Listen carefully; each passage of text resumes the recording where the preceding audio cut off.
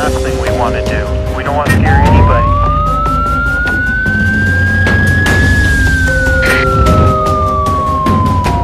Sialkot police की कार्रवाई, भारी मकदाद में शराब बरामद, मुलजम गिरफ्तार। सियालकोट एसएचओ थाना हाजीपुरा मोहम्मद अली ने अपनी टीम के हमरा कार्रवाई करते हुए बदनाम जमाना शराब फरोश मुलजम सनी के कब्जे से 160 शराब की बोतलें बरामद करके गिरफ्तार कर लिया और मुकदमा दर्ज कर लिया। Sialkot police sub inspector cell Arshad ने बताया कि सियालकोट पुलिस जिला को मंशियात की लानत से पाक करने के लिए भरपूर अज़म के साथ कोशा है। मंशियात फरोशों के खिलाफ क्रैक डाउन जारी है। यासर सियालकोटी, मीडिया रिपोर्टर, पाक एशिया टीवी, सियालकोट।